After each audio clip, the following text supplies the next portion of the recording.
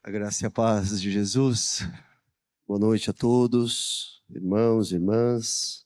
Bom que estamos aqui na presença do Senhor. Pelas coisas que vão caminhando esse mundo aqui, não há melhor lugar para estar do que a casa do Senhor. E aqui nós temos a comunhão e aqui estudamos a palavra de Jesus, não é mesmo? Então, é bênção estarmos aqui. Queridos, nós estamos estudando o livro do Apocalipse e tem sido uma bênção, pelo menos no meu coração, não sei se tem sido para você também. E hoje nós vamos mudar de capítulo. Qual que é o capítulo mesmo que nós vamos estudar, gente? Tá vendo? Vocês estão por dentro, hein? Graças a Deus. Vamos estudar o capítulo de número 4. Então já peço que você abra a tua Bíblia aí no capítulo 4 e vamos, eu quero pedir aqui para os irmãos, que os irmãos estejam em oração pelos nossos queridos, pela nossa caravana, né? O Estoril saiu com um ônibus aí, mais de 40 pessoas, né? Tinha alguns irmãos também de outras igrejas batistas, mas a grande maioria do ônibus foram irmãos aqui na Batista do Estoril e chegaram bem lá em Porto Alegre, graças a Deus. Né? Não sei se os irmãos estão acompanhando, nós temos recebido alguns vídeos, fotos, testemunhas de tudo que Deus tem realizado ali, e, enfim, né? Lares, famílias têm sido visitadas e o amor de Cristo tem sido estendido a todos. Então, esteja em oração para que realmente a graça do Senhor Jesus seja manifestada ali naquele lugar. Muito bem, Apocalipse capítulo de número 4. Abra a tua Bíblia, eu vou pedir para que você fique com a tua Bíblia aberta, ou ligue aí no teu celular. Importante que todos acompanhem, aqueles que estão em casa acompanhando também acompanhem, fique com a tua Bíblia aberta. Importante para que o Senhor fale conosco em cima aqui da sua palavra, isso é muito importante. Vamos ler, capítulo 4, verso 1 diz: Depois dessas coisas olhei, e eis que havia uma porta aberta no céu.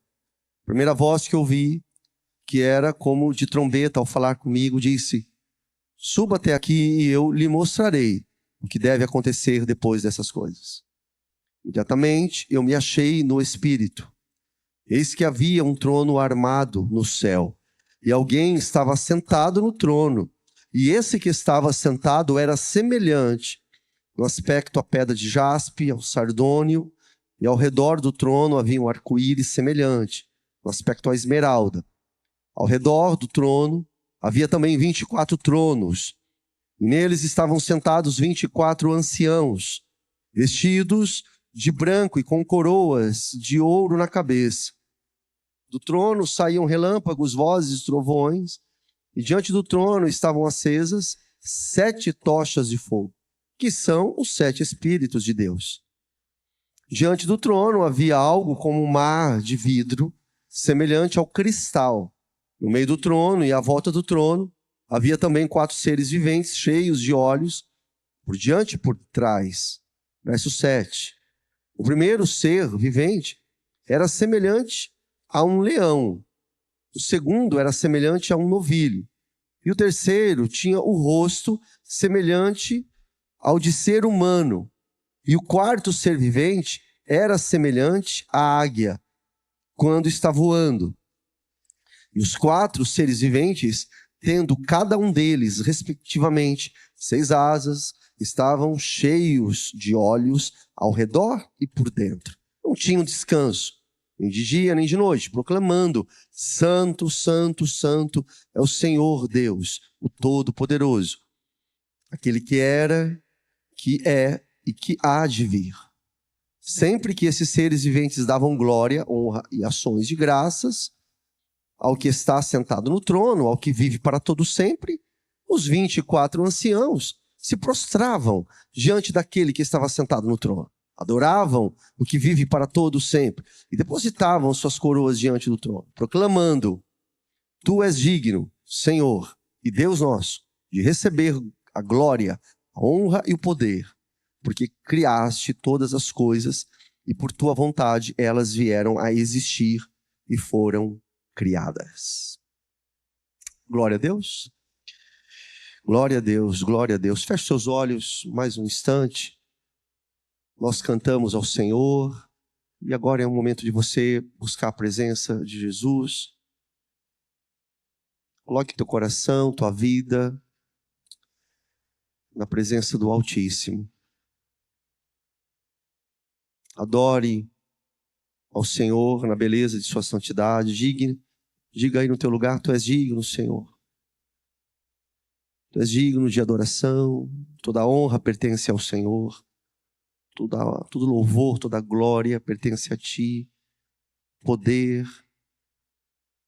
Tu é o Criador de todas as coisas. Diga ao Senhor isso. Agradeça a Ele pela misericórdia do Senhor que tem sido derramada sobre a tua vida, pelo dia que você teve, pela vida que você vive, apesar das lutas.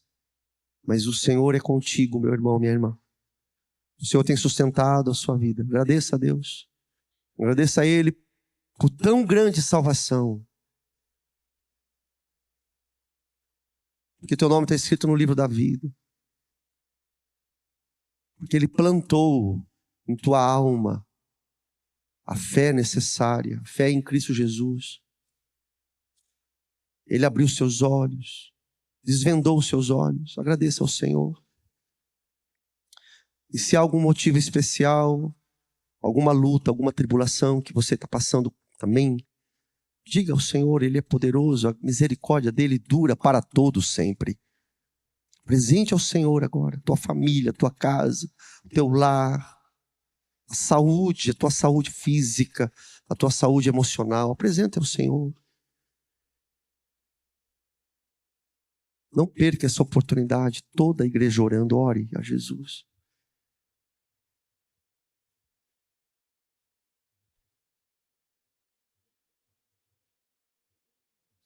Deus de graça, Deus de amor, poderoso Deus, Altíssimo, eterno Criador. Nós aqui, Senhor, pequenas criaturas, tornados em filhos, Deus, nós nos colocamos agora na Tua presença, invocamos o Senhor em nossas vidas, Pai. Obrigado, Jesus, porque fazemos parte do Teu povo, somos a Tua igreja, ó Deus. E aqui está esse grupo lindo, Deus, de filhos, de irmãos. Nós estamos aqui, Pai, para ouvir a Tua palavra, para aprender mais um pouco, Deus, da porção da Tua palavra. Então se manifeste, Deus, fale conosco, nos ensina. Aumenta a nossa fé, Deus, que a Tua palavra possa servir para nos edificar, para que os nossos olhos estejam no trono da graça, não nas coisas desse mundo, não nos problemas, nas lutas, ou até mesmo nas riquezas e nas atrações dessa vida. Não, Pai, em nome de Jesus, desvia o nosso olhar, Pai, que possamos olhar para o trono da graça, trono de Deus. Ajude os teus filhos, Pai, firmados nessa palavra que nós acabamos de ler. Desperte, Deus, o interesse das tuas filhas e dos teus filhos aqui, para que a gente coloque os olhos nesse texto sagrado e, através do Teu Espírito Santo, nós possamos entender aquilo que o Senhor quer nos ensinar. Fortalece, Deus, fortalece as nossas vidas. Em nome de Jesus, Pai. Firma os nossos pés no caminho, Deus, da salvação. Aos Teus filhos que estão passando por lutas, provas, dificuldades, medos, tribulações, inseguranças. Vem agora, Deus, com o Teu amor, com a Tua mão forte e sustenta, Pai, sustenta, Deus, o Teu povo, em nome de Jesus. Que o Senhor possa, Deus, visitar cada lar, cada casa. Que a paz do Senhor esteja em cada família aqui representada, nos lares, nos relacionamentos conjugais, relacionamentos de pais e filhos, em nome de Jesus Cristo. Abençoe, Deus, o Teu povo, abençoe a Tua igreja. E fale conosco, Deus, nessa noite. Fale conosco, Deus, em Tua palavra. Nós levantamos a nossa voz na convicção de que o Senhor ouve, atende e responde às nossas orações. Fique conosco, Pai. Em nome de Jesus, oramos. Amém. Amém, gente? Amém, queridos? Amém. Meus irmãos, estamos aí no Apocalipse capítulo 4. Eu quero lembrar os irmãos aquilo que nós estamos tratando e pedir para você ficar com a tua Bíblia aberta. É importante que os seus olhinhos estejam aí no texto sagrado. O texto do Apocalipse, ele não é cronológico. O texto do Apocalipse não é linear, né? Nós já trabalhamos isso lá atrás. Então, ele não tem uma construção sequencial. Não é assim, tá bom? Não é assim. Já falamos sobre isso. Apocalipse foi escrito pelo apóstolo João, nós cremos nisso, e ele foi escrito na época do imperador Domiciano. Domiciano, imperador romano, ali no finalzinho do primeiro século, por volta do ano 95, Domiciano foi um imperador que passou a perseguir ferrenhamente a igreja. Diz a história que Domiciano enxergava os membros desse movimento chamado igreja, dos cristãos, como um movimento desordeiro, subversivo, que não respeitava o império. Então ele passa a perseguir a igreja, e Roma está ali perseguindo os cristãos no finalzinho do primeiro século. Então toda a igreja, a liderança da igreja e o último dos apóstolos, o apóstolo João, está ali naquela situação, na ilha de Patmos, e ele recebe essa visão vinda do Senhor.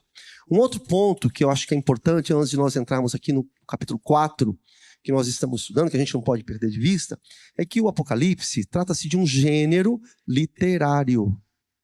Veja, nós já falamos isso, e os irmãos que perderam, com muito carinho, eu oriento que você possa entrar no nosso aplicativo, no YouTube da igreja, você vai ver, nós passamos até uma quarta-feira inteira falando sobre gênero literário. O Apocalipse, esse que nós temos na Bíblia aqui, é o Apocalipse de João.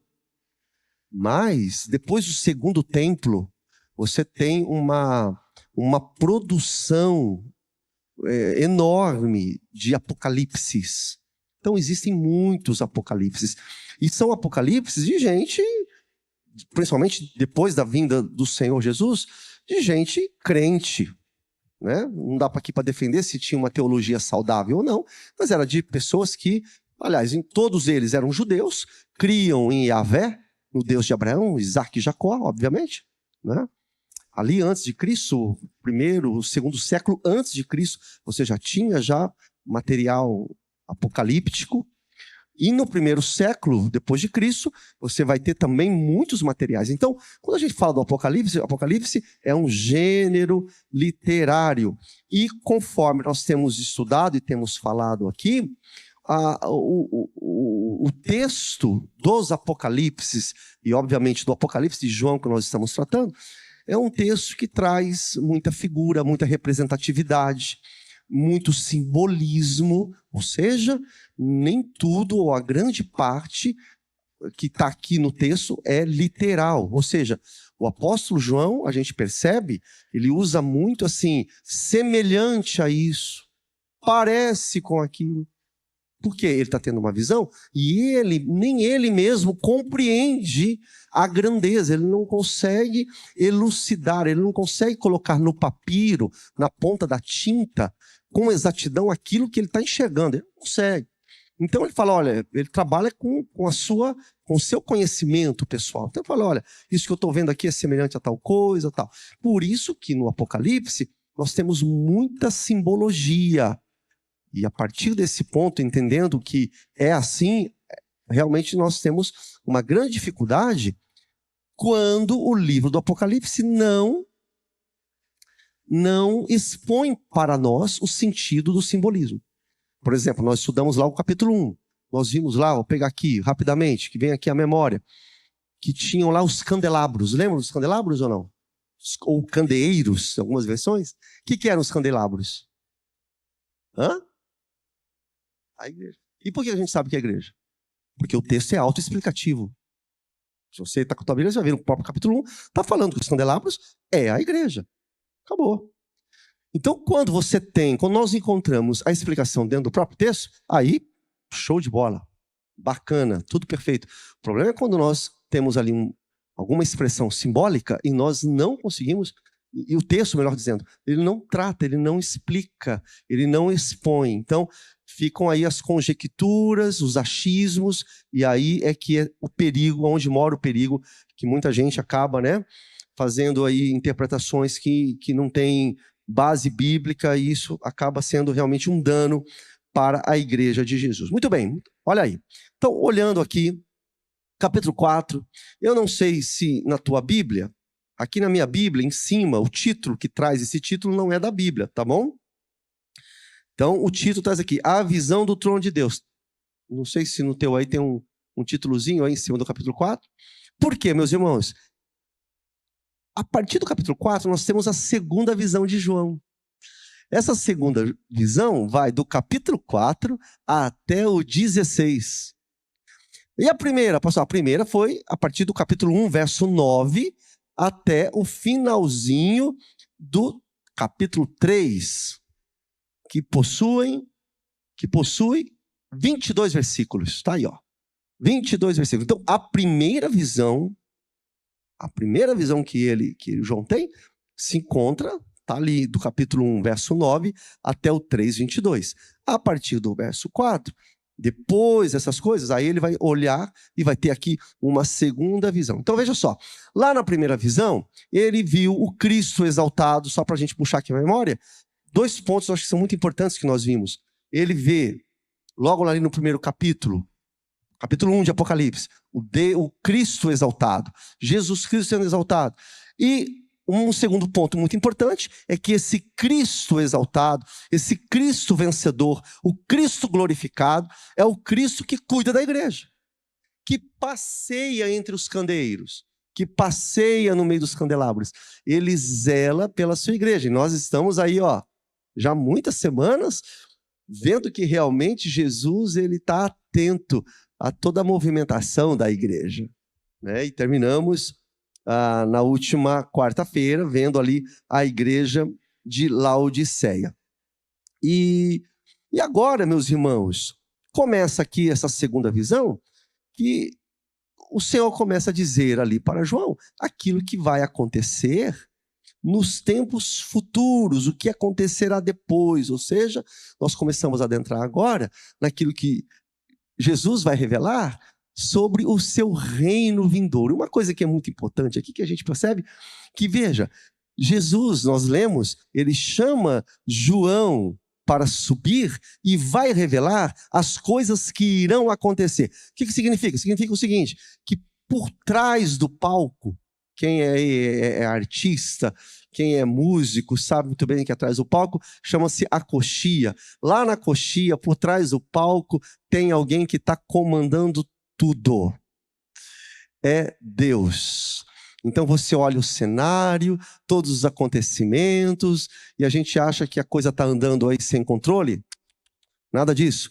O Senhor, o dono da história, aquele que escreve, ele é o diretor da história, ele está no controle de tudo. Tanto é que ele chama João e fala, João, em outras palavras, não é isso que está escrito aí na tua Bíblia, ele está dizendo o seguinte, João, sobe para cá, porque eu vou te mostrar tudo que vai acontecer. Não é tudo que pode acontecer. Não. Tudo que vai acontecer.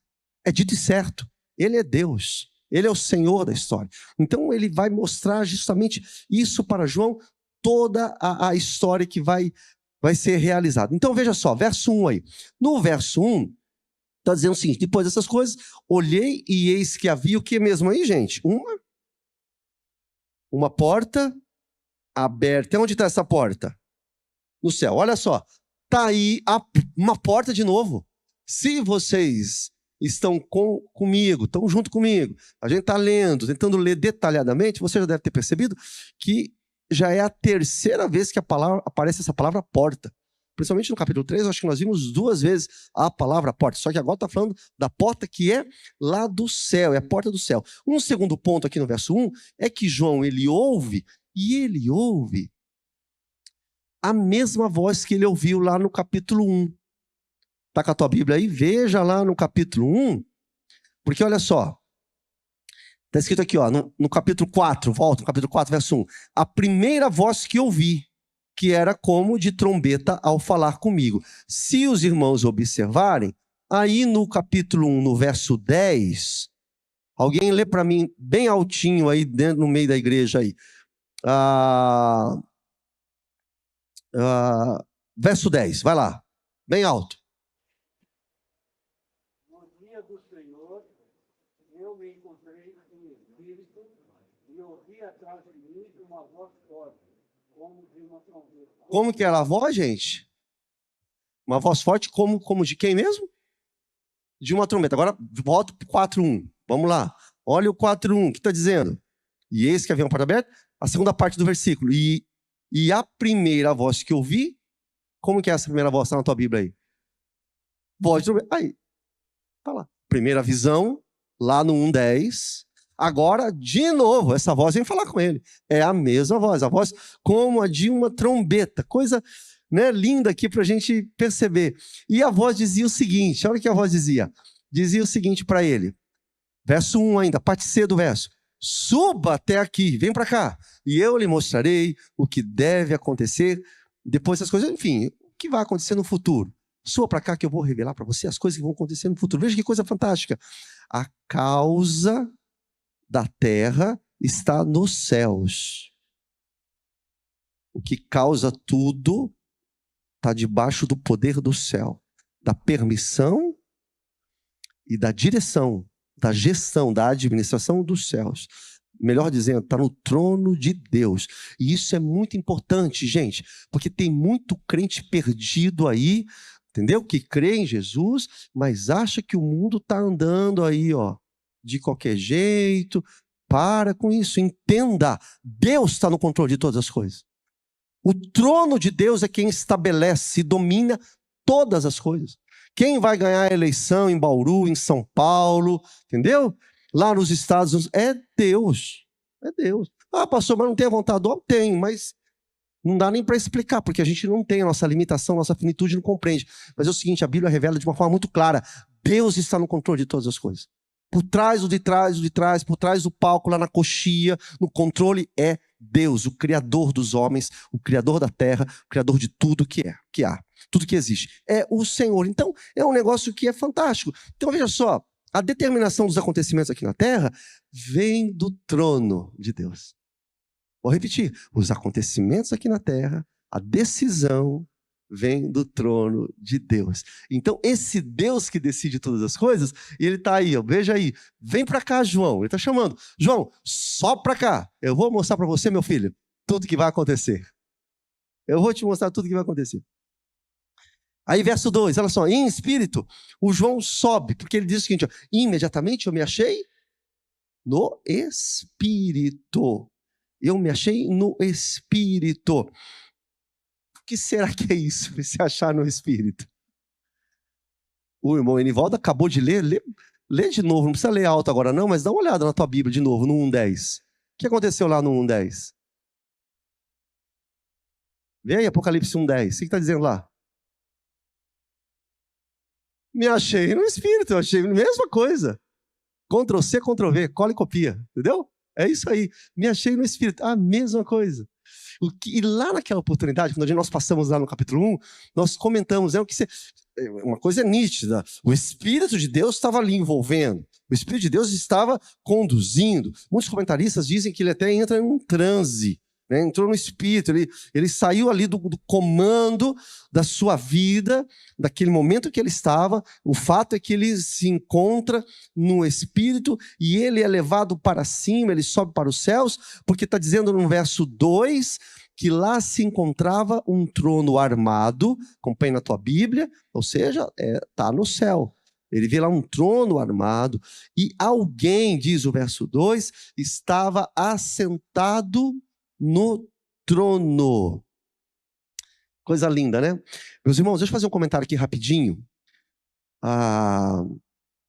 Alguns comentaristas, eu vou falar esse comentário aqui porque eu sei que tem alguns irmãos que acabam lendo, né, nas suas Bíblias comentadas. Eu sei que tem irmãos que têm comentários bíblicos, e é bem possível que você vai encontrar alguns comentaristas, principalmente aqueles que são dispensacionalistas, que já falamos o que é isso também. Os dispensacionalistas, eles entendem que quando Jesus fala para João, suba para cá, na verdade, isso seria a revelação do arrebatamento da igreja. Entendeu? Então, quando Jesus está falando aí no verso 2, dá uma olhada lá. Eu me achei... me perdão, finalzinho do 1, melhor dizendo. A parte C. Quando Jesus fala, suba até aqui. Esse suba até aqui, muitos comentaristas vão dizer que seria realmente a revelação do arrebatamento, que o Senhor estaria chamando para o arrebatamento. Ou seja, é uma suposição, o que está sendo... que alguns comentaristas dizem.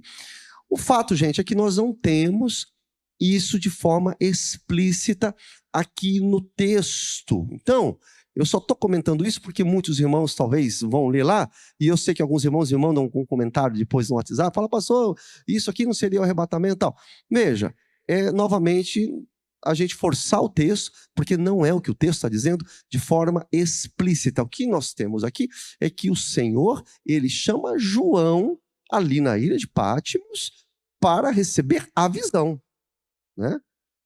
Ir além disso, eu acho que realmente não é o caso, apesar que nós respeitamos, muitos irmãos podem entender que se refere ao arrebatamento, mas não é assim que nós entendemos. Olhando aqui, lendo bastante, a gente vai perceber que isso aqui trata-se do momento em que João ele recebe a visão do Senhor. Então, o Senhor diz, verso 2, diz o texto, verso 2, imediatamente eu me achei no Espírito e havia lá o trono no céu e alguém que estava sentado no trono. É isso que ele viu. Agora veja o verso 3. O verso 3, gente, tá vendo aí, meus irmãos? É cheio de simbolismo. Porque João, e aqui sou eu que estou falando, eu acho que ele teve dificuldade de botar no papiro o que ele estava vendo. Porque ele vê. O verso 3 está dizendo ali, olha, e ele viu alguém que estava sentado no trono. E alguém que estava sentado no trono, acompanha aí, ele está dizendo o seguinte, que esse alguém que estava sentado no trono tinha lá uma semelhança. Eu percebo que ele tem dificuldades de expressar com as suas palavras humanas. Porque, gente, como é que você vai retratar o céu? Como é que você vai em palavras nossas aqui, aquilo, a maravilha, a visão esplêndida que ele está enxergando? É muito difícil ele colocar no papel. Então ele pega e ele escreve dizendo o seguinte, que ele está vendo algo que é parecido, novamente, olha, que é semelhante. E esse que está lá sentado no trono é semelhante à pedra de jaspe, e que mais mesmo, gente? E ao sardônio. Então, olha só, para um pouquinho aí no jaspe e o sardônio, eu até procurei, vasculhei, põe pra gente aí, Li. Olha lá, essa é a pedra de jaspe, né, que alguns... E aí é o sardônio. Veja, ele faz uma comparação, viu, irmão Jefferson? Ele faz uma coisa, como um jaspe, como um sardônio. Veja, o que ele está vendo mesmo é brilho, é luz, é como uma joia rara, caríssima, é o que ele está enxergando, é aquilo que ele está vendo como pedras preciosas, é a visão que ele teve. Eu, incomodado com isso também, falei, Senhor amado, como é que a gente faz, né? Aí eu me lembrei, nos nossos estudos, e eu vou citar isso porque nós já trabalhamos aqui, o Daniel, ele também teve uma visão de Deus. E lá na visão de Deus, joga para mim aí o Daniel. O Daniel, lá no capítulo 7, ele vê isso aí, olha lá. Ele vê um ancião de dias. É a visão de Daniel, ele também coloca lá no papel. Os cabelos da sua cabeça eram chamas de fogo. Imagina, cabelo de chama de fogo, é o que Daniel viu. Chamas de fogo. As rodas do trono, o João está vendo o trono. O Daniel também viu o trono. O trono era um fogo ardente. É a imagem que Daniel vê. O João, ele vê o quê? Ele vê um brilho como de jaspe, né? que lembra o cristal. Ele vê o sardônio, que é uma pedra vermelha, você viu lá, uma bonita, né? Uma coisa fascinante. E ele vê isso, a pedra vermelha. O que mais que ele vê? O verso 3, acompanhe no verso 3. Ele diz que ao redor do trono, a pessoa que estava sentada no trono, havia o que mesmo, gente? Um arco-íris. E o arco-íris, segundo aqui a narrativa dele, era no aspecto do que mesmo? A esmeralda. Tá aí. O arco-íris, eu vou dizer para vocês, o arco-íris é de Deus, viu?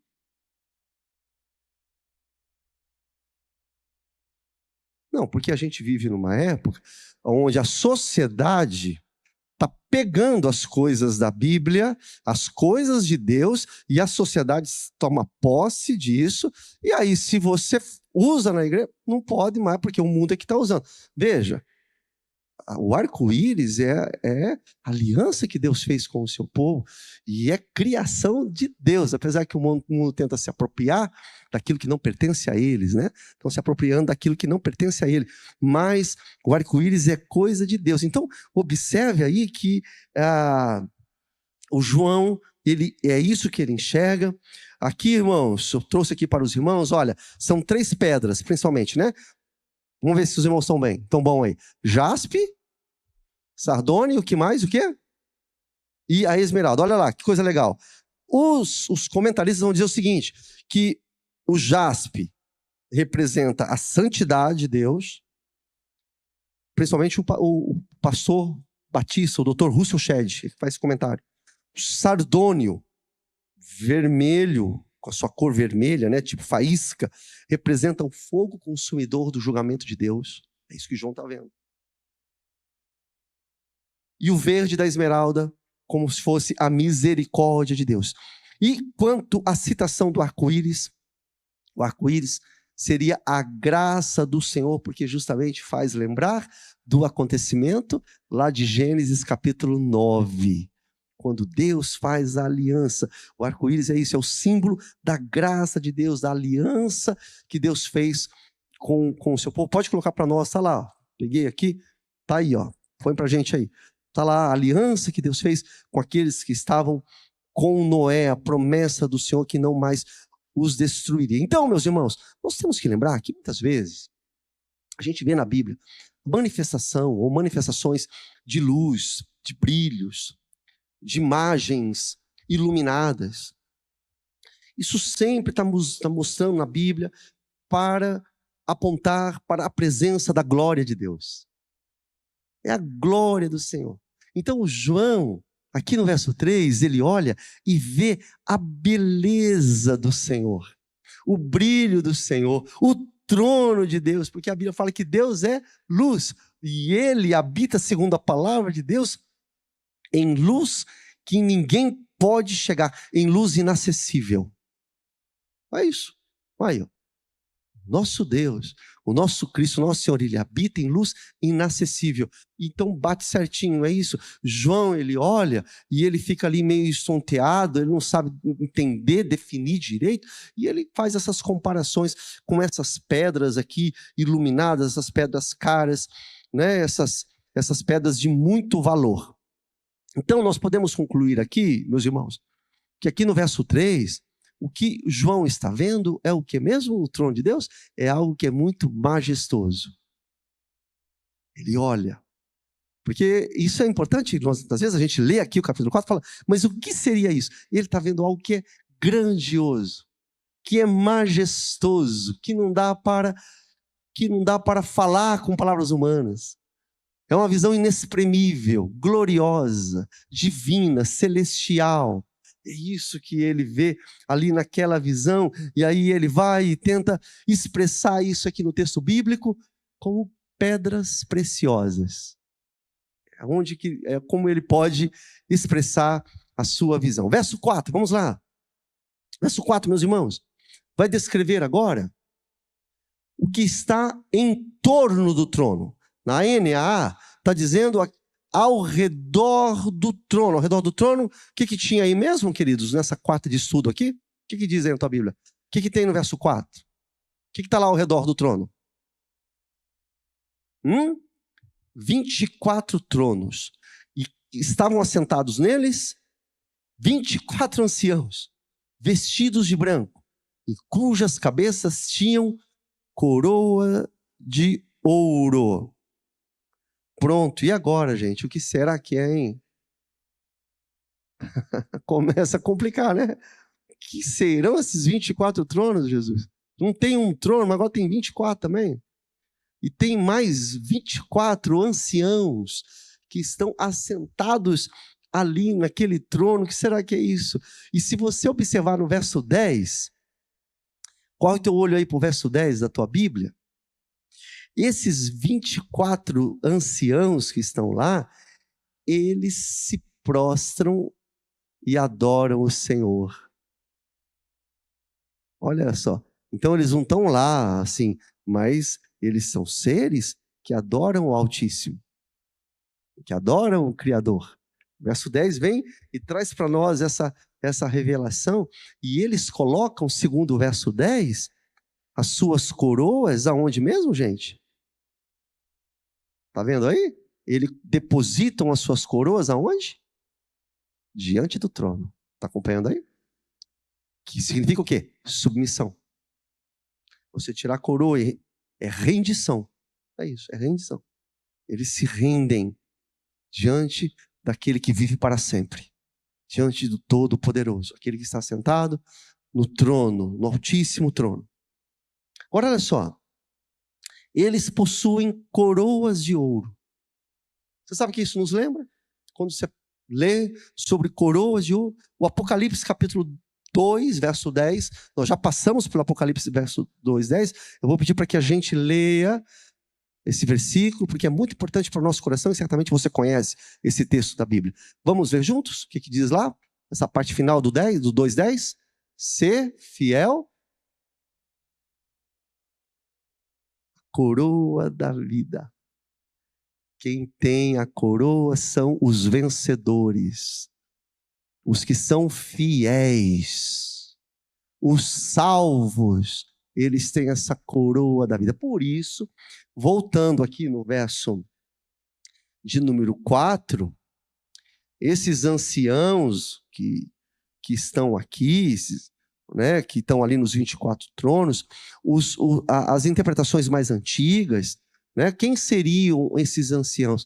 E olha que é bem legal realmente essa explicação, essa interpretação, porque os 24 anciãos são aqueles que representam, ou seriam aqueles, né? Porque nesse caso aqui é o problema que nós temos, que eu falei no início, nós não temos uma explicação dentro do texto. Então você vai encontrar alguns comentaristas, alguns estudiosos, alguns peritos falando uma coisa, ou outro discorda num ponto, mas na sua grande maioria, para o entendimento nosso aqui do nosso estudo, é bem legal isso, os 24 anciãos seria a representatividade, sabe do quê? Da igreja perfeita. Da igreja ideal. Como assim a igreja ideal? Seriam 12 mais 12. Seria os 12 patriarcas e os 12 apóstolos. A igreja, o povo de Deus na antiga aliança, o povo de Deus na nova aliança em Cristo, ou seja, os 12 do Antigo, os 12 do Novo Testamento. Muito importante isso aqui. Então, na verdade, a maioria dos estudiosos entendem dessa forma. Perceba que eles estão assentados ali em tronos, e aí você faz uma conexão com Efésios 2:6, e é importante, se a gente está estudando, você fazer essa anotação. Efésios 2:6 diz o seguinte, que Cristo, Jesus, ele nos ressuscitou juntamente com ele. E o que Cristo faz com a igreja? Nos faz, vamos ler junto? Assentar celestiais. Você vê lá, os 24 estão assentados em tronos, em lugares celestiais, representando justamente a igreja de Jesus. Agora, veja só, para uma análise honesta, porque nós estamos aqui sendo transparentes. Se algum irmão falar, pastor, mas eu acho que não. Tá bom, porque você vai encontrar alguns irmãos que vão dizer o seguinte, não, esses 24 não representam a igreja. Não são a representatividade da igreja, não são. Os 24 são anjos. Bom, a gente não tem dificuldade com isso. Eu acho que tem mais sentido realmente, porque quando nós olhamos mais para frente, se não me falha a memória, no capítulo 5, a gente vai ver semana que vem, está lá de novo esses 24 anciãos, e eles surgem no capítulo 5, prostrando-se diante do Cordeiro, e dando a entender o seguinte, que eles foram salvos, ou seja, representando a igreja arrebatada, representando a igreja santificada, a igreja ideal, a igreja perfeita, que a igreja perfeita não é a batismo de Estoril, a igreja perfeita é a igreja que só Jesus vê. Né? Aquilo que nós falamos é invisível aos nossos olhos. Jesus vê quem é a igreja, quem faz parte da igreja. Há tempo, fora do tempo, fora da nossa linha cronológica. Jesus vê. Né? Então, essa igreja ideal, essa igreja perfeita, nos faz entender que esses que estão lá com as vestes brancas, que estão purificados, com a coroa de ouro na cabeça, são aqueles que foram fiéis. Ser fiel até a morte e dar-te-ei coroa da vida. Eles têm a coroa, né? Você não vê na Bíblia, olha só. Eu vou falar uma coisa para os irmãos. Tem irmãos falando, olha, tem gente, e tem gente séria. Porque a gente se dedica nisso aí e fica lá, ó, tempão estudando. Tem gente séria da teologia falando o seguinte, olha, eu não acho que representa a igreja, mas são anjos. Só que é o seguinte, nós temos uma dificuldade. Eu, pelo menos, eu também não vi ninguém comentando isso. Mas, por exemplo, eu não vejo na Bíblia, irmã Gisele, anjo portando coroa. Pegou comigo ou não entendeu? Entendeu ou não entendeu? Entendeu? Aqueles tem irmãos que falam, não, olha, esses 24 são anjos. Inclusive citam o seguinte, põe para mim aí, ó. O 1 Reis, capítulo 22, 19, tem lá um profeta chamado Micaías. Olha o que Micaías fala. Ele vê o Senhor, ele fala, eu vi o Senhor assentado no seu trono. Olha lá o que está no trono. Já é Antigo Testamento, hein? O Micaías, ele tem uma visão e ele vê o Senhor no trono e o exército do céu estava junto com ele, à sua direita e à sua esquerda. Baseado em textos como esses, o exército do céu, vocês vão encontrar muitos comentários, muitos comentaristas dizendo o seguinte, olha, esses 24 anciãos que estão lá é o corpo celestial de Deus, são os anjos, tal. Mas eles têm coroa, né? E aí eu acho que cabe mais mesmo, meus irmãos, serem uma representação da igreja do Senhor Jesus. E por que 24? Porque é justamente isso. Os 12 patriarcas, né?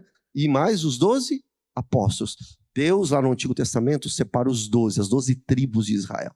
E chega no Novo Testamento, você tem os 12 apóstolos. Então, é a igreja em sua plenitude, em sua perfeição, nas duas alianças, nos dois testamentos. Verso 5, gente. Muito bem, então ele vê isso lá no trono. E do trono, o que está acontecendo no trono aí, gente? Do trono, o que sai lá do trono? Relâmpago. Voz do trovão. Se eu fosse católico romano, eu ia falar Ave Maria. Que medo. Que coisa terrível. Porque é para ter medo. O João deve ter, ó, o joelhinho. Porque você sabe o que a gente se lembra? Se lembra lá do Êxodo, quando Moisés sobe lá no Sinai. É isso aí. É relâmpago, é raio, escuro e trevas. As trevas é coisa de Deus. Deus é quem inventou as trevas, viu? Trevas, escuridão. Que a gente fica nessa, é o amor. A igreja atual é uma bênção, né? A igreja moderna, Jesus é amor, bonzinho. Vamos ler direito. É aquilo que eu falei domingo. A gente fica fazendo, os crentes ficam fazendo uns recortes da Bíblia e extrai só o que interessa. E não faz a leitura mesmo, né? Magnânima, completa, geral, plena. Deus é para o seguinte, é para você tremer e temer dentro dele. Né? Eu sempre lembro lá do teólogo, o alemão Calbart, ele é o totalmente outro. Que essas músicas aí, viu, Bia? vou sentar no colo de Deus, vou lá fazer carinho na barba de Deus. O pessoal está confundindo as coisas. Deus é totalmente outro. E o João olha lá, o que está em volta do trono são vozes, raios, trovões, e lembra lá do Sinai. Quando Moisés vai lá, o povo ficou, ó, com medo lá embaixo do que estava acontecendo. Achava, inclusive, que Moisés tinha morrido. Falou, Moisés morreu. Esse aí já era. Vamos inventar um negócio para nós aqui, porque esse daí já foi, meu filho. Já era. Né? Aí, gente, nós buscamos de novo, para entender raios, relâmpagos, trovões, nós temos que novamente buscar base no Antigo Testamento, porque nós temos falado desde o início, o Apocalipse está profundamente linkado com o Antigo Testamento, né? Muitos simbolismos, inclusive, que nós lemos no Apocalipse, tem conexão lá no Antigo. Você vai encontrar muitos símbolos do Apocalipse. Sabe onde você encontra? Em Daniel. Sabe aonde? Em Ezequiel. É o mesmo Deus. A linguagem é a mesma. Né? Então, você encontra muitos desses sinais e muitas dessas manifestações aqui da glória de Deus, da presença de Deus lá no Antigo Testamento. Eu coloquei aqui para os irmãos, para a gente estudar em casa, depois se não dá tempo, as manifestações do poder de Deus, você vai encontrar lá, ó. E tem mais, tá? Que eu peguei rapidinho. Você vê lá em Êxodo, você vê em Ezequiel, você vê no próprio livro dos Salmos, você vê em Jó. Deus é assim. E a visão de João está... Que legal, a visão de João está em perfeita conformidade com Deus do Antigo Testamento.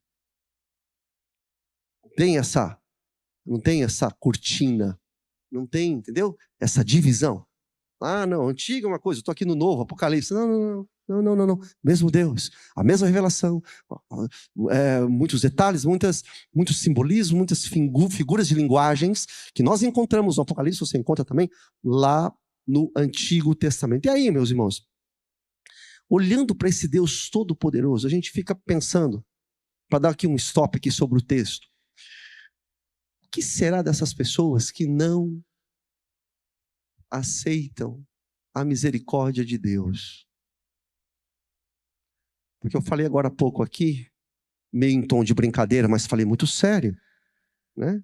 Que Deus não é, né, essa figura só paterna, um papai babão, um papai, né, que fala assim para tudo. Não é, não. Deus é Deus. Então, você olha para essa sociedade, ou mesmo para muitos crentes que estão brincando de ser crente. O que será dessas pessoas que recusam a misericórdia de Deus? A Bíblia é muito clara, elas terão que suportar o juízo eterno. A mão pesada do Senhor. As pessoas que não se purificaram no sangue de Cristo. E estar na igreja não significa necessariamente ser purificado no sangue de Cristo. Aqueles que não se purificaram no sangue de Cristo terão que suportar o fogo do juízo eterno, juízo terrível do Senhor. Homens que zombam, que escarnecem de Deus. A mídia atual que fala que Deus não existe. Que Deus não existe. A mídia atual que acaba ridicularizando a igreja, que ridiculariza os crentes, que chama crente de bobo, de imbecil, de babaca, de retrógrado, de antiquado, para não falar outras coisas. Você olha para uma cena como essa, uma revelação dessa, e não tem como fugir, gente. Eu estava atendendo uma pessoa ontem, no final da noite, aqui na igreja, e eu estava falando justamente para essa pessoa. Eu falei, olha, a certeza de que o nosso Deus, ele é real, que Jesus vive, é só você acompanhar a história. Porque muitas vezes, a gente, no embate do dia a dia, na luta do dia a dia, enfrentando as coisas dessa vida, as nossas lutas carnais, né? Muitas vezes nós somos enfraquecidos, a gente, sabe, queremos, a nossa carne, o nosso corpo não quer orar, não quer confiar no Senhor, quer fazer as coisas do jeito que a gente acha que tem que fazer. Mas eu estava falando para a pessoa ontem, olha para Deus, olha para a palavra do Senhor. E eu disse para ele uma coisa, que me veio assim de supetão, eu falei, olhe para Joel. Lá no profeta Joel, lá no Antigo Testamento, Deus falou que enviaria o Espírito Santo. Aí você chega em Atos capítulo... Antes, você chega em Jesus falando para os seus discípulos, olha, e eu vou enviar, o Pai vai enviar o outro Consolador. Aí você chega em Atos capítulo 2, dito e feito, cumpre-se Joel, cumpre-se o que Jesus falou, o Espírito Santo veio e tomou a igreja, tomou aqueles irmãos, capacitou-os. E aí você fala para mim, pastor, mas que certeza que você tem disso? Foi o que eu falei ontem. Que certeza que eu tenho? Eu e você. Essa é a certeza. O que nós estamos fazendo aqui? Vamos falar, gente. Vamos falar. Tendo assim consciência, tranquila. Você estaria aqui depois de um dia de trabalho? Estaria em casa. Para quem gosta de um futebolzinho, estaria lá em casa vendo São Paulo perder para o Botafogo. Entendeu? Eu estava lá fazendo uma jantinha, comendo lá uma sopinha, e já em descansar, fazendo o que aqui? Olha a igreja, sou eu e você porque nós estamos aqui. Para o mundo, isso é loucura. Fala, para. Só explica a nossa reunião, a igreja que caminha. No mundo, é o Espírito de Deus que nos convence do pecado, da justiça e do juízo. Nós estamos aqui. Então, ele é real. Então, essa mídia, essa sociedade que ridiculariza a igreja e ridiculariza a Deus, aliás, falam que Deus não existe. Diante desse Deus aqui, que João vê, o que está em volta do trono, é para arrepiar, é para se arrepender e voltar-se para o Senhor imediatamente. O Senhor, ele habita em seu trono, relâmpagos, vozes e trovões, e logo ele vai manifestar o seu juízo. Verso 5 ainda, irmãos, olha aí o verso 5. Correr, né, gente? Correr, meu Deus, até o verso 11. Vamos lá, ó. Olha aí o verso 5. A parte B do verso 5, diante do trono glorioso, também, além do relâmpago, vozes e trovões, o que tinha lá, gente? 7 tochas de fogo que ardem diante do trono. Aqui estava dizendo o que são as 7. Ah, que legal. Aí já é fácil para nós. O que são as 7 tochas? O que são, gente? Olha o 7 aparecendo de novo aí, hein? O 7 está o tempo todo. João, ele trabalha, nós colocamos lá um mapinha, alguns irmãos pediram para mim, né, aquela figura lá do mapinha, até o Apocalipse dividido em 7 partes.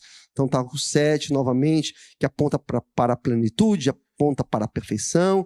E se a gente se recordar, dá uma olhadinha de novo aí no verso 4 do capítulo 1. Vamos lá, vocês estão estudando, capítulo 1, verso 4, lá você tem a citação de quem mesmo?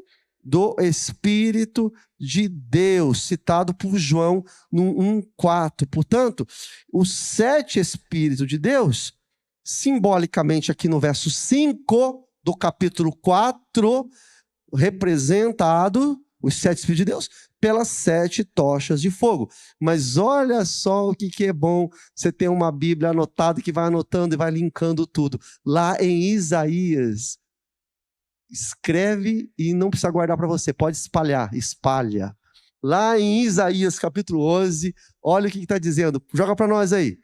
Lá em Isaías você vai ver a citação nominal, literal, dos 7 Espíritos de Deus. Que brotará de quem? De Davi, do tronco de Jessé. Jesus é do tronco de Jessé. Jessé é pai de Davi, para você que não está acostumado. Então ele é filho de Davi. Filho de Davi, tem misericórdia de mim, que é Jesus. Ele é do tronco de Jessé. Do tronco de Jessé sairá um rebento, suas raízes brotarão um renovo. Está falando de quem? Tem nome. Qual que é o nome desse verso 1 aí, gente? Qual que é o nome? Tem medo de falar não, qual que é o nome? Ó, vou ler de novo. Do tronco de Jessé sairá um rebento, e as suas raízes brotará, e das suas raízes brotará um renovo, e repousará sobre ele o Espírito. De quem está falando? Jesus, ele. Esse versículo 1 tem nome, é Jesus Cristo. Então, olha lá, E aí, gente, você vai perceber que você tem a citação dos 7 Espíritos de Deus. Olha, acompanha aí, ó. Olha lá. O Espírito do Senhor, da sabedoria. Põe para mim na tela de novo aí, para quem está fora. Não tira não, põe lá. Pede eu colocar lá ali. Isso, põe aí. Olha lá. Acompanha aí, gente. O Espírito do Senhor, da sabedoria, do entendimento, do conselho, o Espírito de fortaleza, do conhecimento e do temor. Que coisa incrível! Fascinante, hein? Faz sentido aí para você? Tá vendo aí? Isaías vai citar esses 7 espíritos. É um espírito só, mas é uma forma, uma linguagem simbólica, poética, de falar sobre Deus, os 7 espíritos de Deus. Então isso aqui é maravilhoso, gente. Agora, olha só, no verso 6.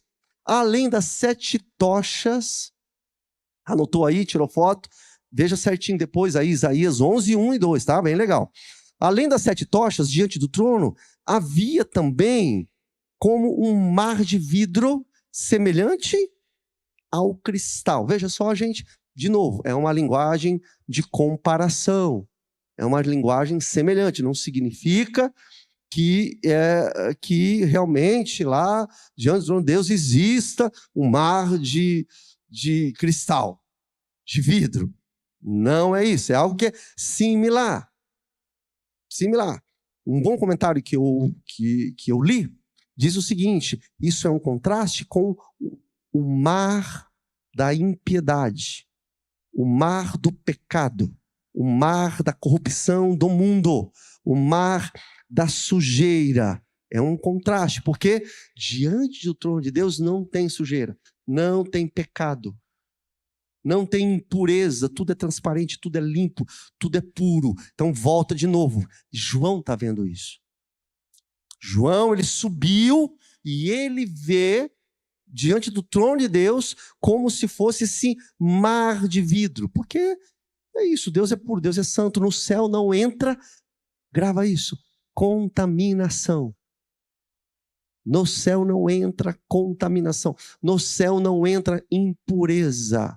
A ideia de mar de vidro, de transparência, de cristal, é isso, é transparente, é puro, é limpo, essa é a ideia. Eu trouxe aqui para os irmãos, novamente, né, falando ali da presença de Deus, Êxodo 24:10, põe para a gente aí. Essa aí, Êxodo 24:10, é uma visão que os anciãos de Israel tiveram de Deus. Êxodo 24:10, não vou ler porque a gente está atrasado. E também a visão de Ezequiel, essa é bem bacana. Ezequiel 1, 22, 26. Também você vai ver lá um cristal brilhante, que inclusive diz em Ezequiel, pode mudar já, Ezequiel 1, 22, 26, que metia medo, diz lá. Né? Metia medo.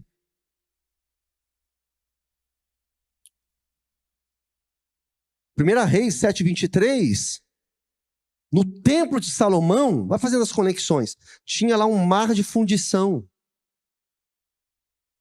Mar de fundição, confere lá, CF aí, confere. E por último, falando do mar, o capítulo 15 de Apocalipse, gente. Isso aqui é muito bacana. O mar de vidro vai aparecer de novo. Olha lá. Vi como que o que mesmo, gente? Um mar de vidro. Aí vai falar, né? Que também tinha fogo e que venceu a besta, né? E tudo mais. Ali tem o cântico de Moisés. Grandes são as suas obras, Senhor Todo-Poderoso. Muito bacana, né? Tá lá, é o cântico de Moisés, lá no Apocalipse, que o João ele traz para nós essa revelação que é de Moisés. Então, meus irmãos, faz essa conexão, você liga tudo, você vê realmente esse trono glorioso do Senhor. Continuando aí no verso 6, diz que no meio do trono e à volta do trono haviam também, o que mesmo? Acompanhe, volta de novo no Apocalipse aí, capítulo 4, verso 6. O que tem lá diante, no meio do trono? Gente, à volta do trono. 4 seres vivos, né? Seres viventes, cheios de olhos, por diante e por detrás. O que agora é isso, gente? Parece agora 4 seres cheios de olhos. Verso 7, vamos caminhar. O primeiro é semelhante, lê comigo aí, o que é o primeiro? Semelhante a quem mesmo? Leão. E depois? O novilho, algumas versões traz o bezerro ou até boi, né? O terceiro, osso do homem, E o quarto, uma águia. Então tá aí. Russell Shedd, coloca aí para mim o Salmo 19:1. Pastor Russell Shedd, doutor Russell Shedd, ele afirma que esses animais representam toda a criação que adora a Deus. E aí você pega, por exemplo, entre tantos versos da Bíblia, o Salmo diz: os céus declaram a glória e o firmamento anuncia as obras de suas mãos. Então nós temos aqui, ó, o homem, a coroa. Por que essas 4 figuras? Talvez seja por isso. A Bíblia não explica, mas talvez seja por isso. O homem é a coroa da criação de Deus. Aí você tem o leão, que é o símbolo de força, o animal mais poderoso, não é? Aí você tem o cordeiro, que é o mais manso dos animais, e a águia, que é a mais forte das aves. Quer dizer, tudo isso tem um significado e você vai encontrar o leão, você vai encontrar... Tenho certeza que você já ouviu isso em alguma parte da Bíblia. O leão. Qual é o mais os bichos que tem aí? O leão, o que mais? A ovelha, a águia. Você encontra essas figuras na Bíblia, no texto bíblico. Não é estranho para a gente, entendeu? O Senhor sempre, então, se você vai encontrar tanto no Antigo Testamento como no Novo Testamento, você vai encontrar esses animais trazendo, né, uma representatividade, enfim, e no gênero apocalíptico são figuras que estão presentes o tempo todo. Verso 8, meus irmãos, diz que cada um desses seres viventes, eles tinham o que mesmo? 6 asas, cheio de olhos por dentro e por fora. Parece que está se referindo ao texto de Isaías. Joga para mim Isaías aí. Olha lá, Isaías capítulo 6. Olha lá. No ano da morte do rei Uzias, eu vi o Senhor assentado sobre um alto e sublime trono, as aves de seus vestes enchiam o templo. Olha lá, serafins estavam por cima dele, e cada um tinha o que mesmo? Olha aí, João não está sozinho na visão. Deus está mostrando para João lá, mas o mesmo Deus já mostrou para Isaías lá atrás. 2 cobriu o rosto, e clamar. Olha o que eles clamavam no finalzinho. Santo, vamos juntos? Santo, santo, santo.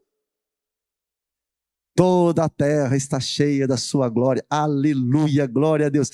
E Ezequiel 10:14, faça a conexão. Olha Ezequiel 10:14, está dizendo assim, olha, cada um dos querubins tinha 4 rostos. O rosto de querubim, o segundo de um homem, o terceiro e o quarto. Não está só o cordeiro. Ligou ou não ligou? Percebe? Está aí. Olha que bacana, né? Então, de novo, meus irmãos, quando você lê lá o Apocalipse, capítulo 4, e vê aqui o verso 7, o verso 4, o verso 7, você já vai se lembrar, isso é importante, anota na tua Bíblia, você vai se lembrar de Isaías, capítulo 6, e você vai se lembrar de Ezequiel, capítulo 10. Muito bom, meus irmãos. Está dizendo aqui no verso 8, para terminar, que eles não tinham descanso. Olha o finalzinho do 8, acompanha na tua Bíblia. Nem de dia e nem de noite. O que eles proclamavam, esses 4 seres? Aí no verso 8. Todo-Poderoso, aquele que era e há de vir. Maravilha, glória a Deus. Por último, terminando o capítulo 4. Eu estou muito feliz que a gente está conseguindo terminar o capítulo 4 hoje. Bênção de Deus, vocês estão craques, a gente está conseguindo caminhar bem rápido. Olha aí o verso 9 ao 11, veja aí, Lili, acompanha aí, perceba aí o movimento diante do trono. Olha lá, vou ler rapidinho aqui, ó. Cada vez que os 4 seres viventes davam glória a Jesus, né, aquele que vive para todo sempre, que é Jesus, está diante do trono, o que acontecia mesmo, gente? Vai acompanhando aí o verso 9 e 10. Cada vez que os 4 davam glória a Jesus, o que acontecia com os 24 anciãos? Se prostravam, depositavam suas coroas diante do trono. E eles proclamavam o que mesmo? No verso 11? Digno, Senhor, Deus nosso, de receber a glória, a honra, o poder, porque criaste todas as coisas e por tua vontade elas vieram a existir e foram criadas, a Ele toda a glória. A Ele toda a glória. Então veja, aquele ambiente de adoração, aquele ambiente de louvor, os 4 seres, os 24 anciãos, estão ali adorando, estão ali prostrando, os salvos, aqueles que foram fiéis até a morte, os vencedores, depositando as suas coroas ao pé do Rei dos Reis. Glória a Deus, gente. Isso é santo demais. Isso é bênção do Senhor. Entendeu? E somente os salvos é que poderão desfrutar desse momento maravilhoso. Então, meus irmãos, essa é a visão. João, ele vê, passando aqui, ele vê a porta que abre o céu. Ele vê o trono. Ele vê quem está sentado no trono. Ele vê 24 anciãos. Ele vê 4 seres. Essa é a visão. Aqui no capítulo 4. Capítulo 5, semana que vem, nós vamos ver, né? Depois de ver aqui o trono de Deus, João, ele vai ver o livro e ele vai ver o Cordeiro. Então, irmãos, olha só, a mensagem do livro do Apocalipse, para a gente terminar, não é uma mensagem de medo, é uma mensagem de vitória para a igreja. A mensagem central aqui do Apocalipse para o nosso coração é para mostrar para nós que Deus está no trono. Que apesar das tribulações, apesar das dificuldades, apesar da pressão desse mundo, quando algo vier contra você, assim como João, coloque os seus olhos no trono da graça. O Senhor, ele continua no controle de todas as coisas. Esse mundo cada vez mais incendiado pelo pecado, mundo incendiado pela corrupção. Quando você começar a perceber que a sociedade está cambaleando, que tudo vai ruir, você fala, meu Deus, o que vai ser agora? Você é crente em Jesus? Coloca os seus olhos no trono da graça, da onde sai o comando de todas as coisas. E fala, Senhor, eu sou teu.